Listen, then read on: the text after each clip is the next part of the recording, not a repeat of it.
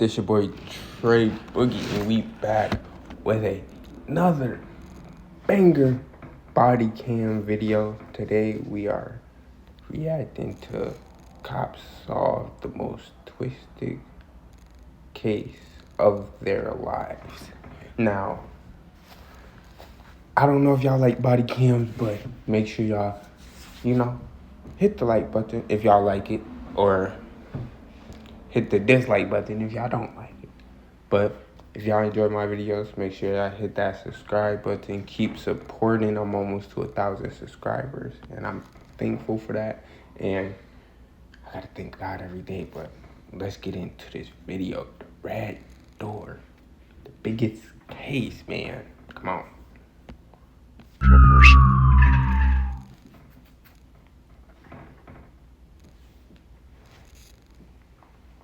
On January 5th, 2020, police were dispatched to a home after a man made this chilling 911 call.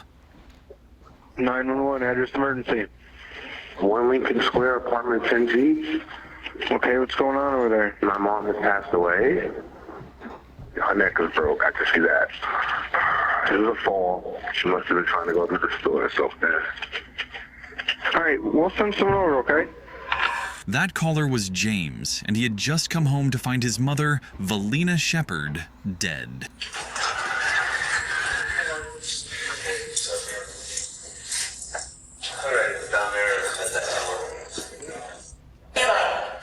You're her son? You're her son?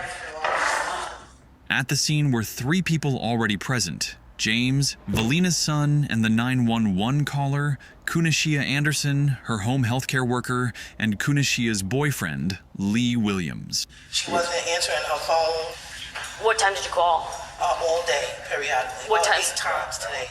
The last time about 9 o'clock at night.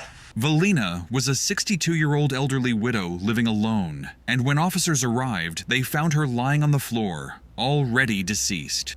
And I just don't like the okay. Does she seem like she's been here for a little while? Now, this thing, why do y'all There's no wanna, doubt. go out and just try to, why do y'all even do this? I mean, thank y'all for letting me react to it, but it's just like, oh my God, okay. It could have been, 2 hours, could be 6 hours. I don't, we can't gauge that. Valina Shepard was dressed as if she were about to head out. There were no signs of forced entry, suggesting the killer had a key. The apartment wasn't ransacked, nothing was out of place, and there were no signs of a struggle. I don't want to touch anything until we get some pictures. Yeah, right. But we don't know if that's her shit either. I don't know if that's hers. Officers spotted a bloody boot print, and suddenly, this was looking like far more than just a fall. What does her pocketbook look like? It's red. Red, okay. Is it like big, small? Ain't that big? Okay, so like a regular size. Do you know where she keeps that in her apartment? No, that pocketbook goes everywhere with her. With her, okay. She's got a red pocketbook. Should be wherever she is. Bright red shoulder strap. Along with her red purse, Valina's cell phone, laptop, Echo Dot, and several other electronics were missing, pointing to what looked like a robbery gone wrong. To confirm their suspicions, Valina's body was sent for autopsy, and the results Oh my were God, look at this woman now. It's crazy how she had to lose her life like that, bro. Prayers down for this woman in the comments, please. Prayers. She had been dead for over a day, killed sometime on January 4th. The cause, strangulation, multiple stab wounds, and blunt force trauma so severe it broke her ribs and fractured her skull. The case was officially ruled as homicide. Officers also discovered $1,100 tucked into Ms. Shepard's undergarments and noted she was wearing a life vest, a mobile defibrillator designed to shock the heart if its rhythm drops. The device could hold crucial digital data, including the exact time it was last active, potentially pinpointing her time of death. While waiting for the life vest data, investigators began interviewing their suspects, starting with Valina's son, James. James told officers he'd been working at the hospital that day and had missed several texts from Valina's home health aide, Ms. Anderson. When he finally saw them, he decided to check on his mother himself. That's when officers informed him her death had been ruled a homicide, news that left him in tears. His alibi was later checked out, and he was ruled out as a suspect. Next, officers brought in Valina's home health care worker, Ms. Anderson. No, am I being charged with something? I didn't do nothing. I didn't kill anybody. Okay. I'll stop pausing. But everybody says that when they get into an interrogation room, when they know they did something, like, they're gonna be like, why am I here? I didn't do nothing. Then it turns out you did something. Just let me go. Did you talk to Miss Molina on Saturday? I was talking to Miss Molina. Like early in the morning or It was early in the morning, like 7:30. Anderson told officers she had met Lee Williams on a dating app, and he'd been living with her in her apartment. On the day of the murder, she and Valina had counted $1,600, but only $1,100 was found on her body, leaving $500 unaccounted for. And no, Q. I got my own money. I make $14 an hour. I work over 40 hours every week. My direct deposit on Friday was over $600. I got $200 in my bank account. I would never do that to somebody, especially somebody who's disabled. This is how she was in her apartment. So today we're going to see how many cards we can buy on the Whatnot app for $100. Just joined a single stream here. Going to see. That's nothing. That doesn't do it justice. To the injuries she sustained. I would never want Miss Valina to go through that. Well, she did. What size shoe you wear? Why was so wrong? I'm just asking. These are 12 and women's. Alright. You have any boots up in your apartment? Several pairs of boots in Anderson's apartment matched the print found at the crime scene. The boots were sent to the lab, along with her phone, which showed multiple messages she'd sent that day, trying to reach Lee Williams. Living just a few floors down with unrestricted access to Valina's home, Anderson remained a prime suspect. To narrow the search, officers pulled Anderson's keycard data from the day of the murder, tracking when she entered and left the building, and paired it with CCTV footage. Officers made a shocking discovery. Anderson's keycard had been used several times that day, but it wasn't her using it. It was her boyfriend, Lee Williams. Even more intriguing, CCTV showed Lee Williams in different outfits throughout the day, sometimes carrying a backpack. Officers decided it was time to bring him in for an interview. I understand that you had met her, right, and spent some time with her at her apartment. She's been to Q's apartment, right? Yes. So what we're trying to establish right now is kind of figure out a timeline of when she might have passed. So when's the last time you saw her, Lee? Well, the last time I saw her was when me and Q went to her house. Yeah. And I think that was, Friday or Saturday. Q was trying to get in touch with her to take her to the bank. Okay. Yeah. Because we understand there's probably attempts made to try to get in contact with Miss V on Saturday. Yes. I had called her from my phone, and Q called, and I went up there and knocked on the door a few times. Is there any reason you would have deleted phone calls on your phone from Miss V? I don't think I would have. Well, you said she called you and you called her. Yeah, But there's no evidence of that on your phone. You were the last person to see her alive. You understand? That's not necessarily true. It is true. After the interrogation, officers sent Lee Williams' phone to the crime lab, now considering him a suspect alongside Ms. Anderson.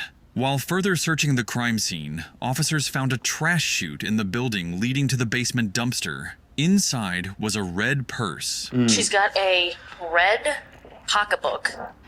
Should be wherever she is. Bright red, shoulder strap. Alongside the red purse, officers found blue jeans and a blue sweatshirt, clothing that looked identical to what Lee Williams had been wearing on the day of Valina's murder.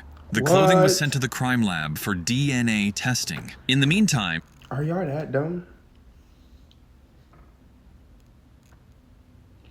A trash chute that goes down to the basement and left all the evidence there. Like, oh my God. People these days. Officers received the data from both Lee Williams and Anderson's phones. Phone data revealed a series of texts between the two the day before Valina's death, including one from Lee Williams saying, "I have her keys. Just shut the door." Valina's apartment keys were never found at the crime scene. Officers also mapped Lee Williams' movements through his cell phone data. When I analyzed Lee Williams' cell phone, I did see that his cell phone was linked to Wi-Fi connection. He was at 1 Lincoln Square for a duration of time. And then he left that area. I tracked him back in that area at 1 Lincoln Square.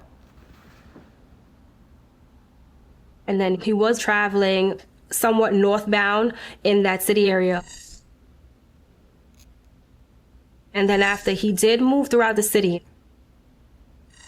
And then he returned to that residence. He was tracked walking through the city with a backpack, but when he returned, it was gone. That missing backpack could be crucial evidence, and finding it might bring officers one step closer to solving the case. Digging deeper, officers tracked him crossing Delaware Avenue at Elm Street, wearing a backpack on one side and without it on the other. Somewhere in that city block, he must have discarded it. Officers searched landfills and alleyways, but the backpack was nowhere to be found. The case seemed to be stalling until a crucial piece of digital evidence surfaced. Investigators found a photo of an engagement ring taken at 6:12 p.m. on the day Valina was killed. Lee Williams had been trying to sell it to a jeweler. When shown to Valina's son James, he confirmed it was her engagement ring. We responded to the jeweler's place of business and reviewed video surveillance. The video surveillance confirmed that the person who came to his place of business to pawn a ring. I need $100. Guess I'll just rot until payday. No way. Just download Earnin. Check this out. It's money you've earned. Was Lee Williams. The only missing piece now was Valina's exact time of death. Something the LifeVest data could finally reveal. The LifeVest data showed it was active at 2:50 p.m. on January the 4th, with the last transmission at 3:03 p.m. With that time frame, officers could now match keycard records and CCTV footage to see exactly who was in the building when Valina was killed. CCTV showed Lee Williams entering the building around 2 p.m. and leaving shortly after 3:13 p.m. with a backpack. Notably, his jeans had a fresh rip that hadn't been there earlier, possibly from a struggle with Valina. Officers still needed more to convince a jury that Lee Williams was the one who committed the murder. Yeah, right. But we don't know if that's her shit either. I don't know if that's hers.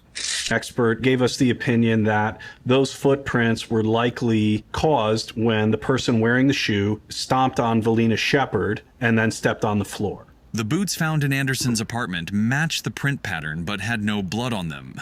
However, CCTV showed Lee Williams wearing black boots on the day of the murder, boots made by the same company. Investigators... Come on, bro. There's no...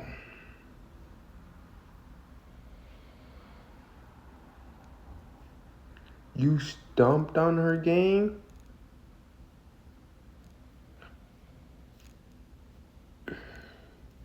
And then you lied to the police,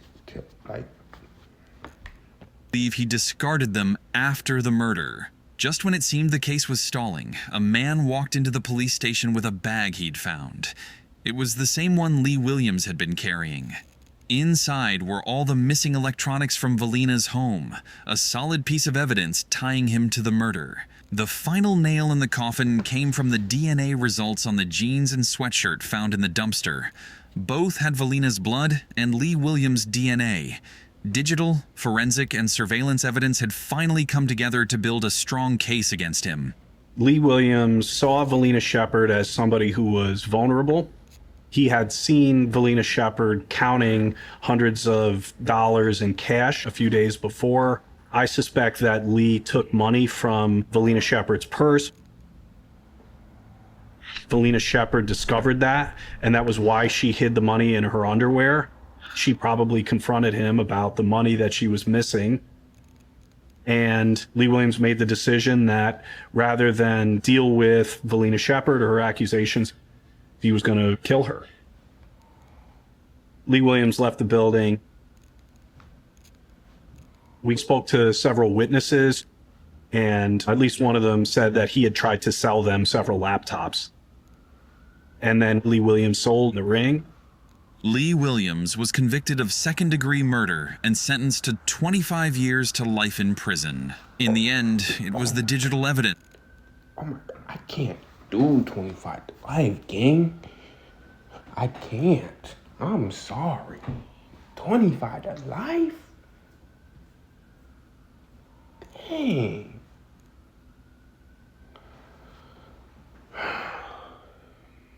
Why do y'all even do it though? Like, do y'all like jail? Do y'all want to be in jail? Hey, if y'all enjoyed this video, hit that like button, hit that subscribe button. I'm almost to 1,000 subscribers. I'm not even gonna beg for it. I'll just let y'all do y'all thing. And I'll just support y'all. Y'all support me. Keep watching my videos. Keep making it happen. Keep making it happen. Thank y'all. Thank God. And I'm out. Peace.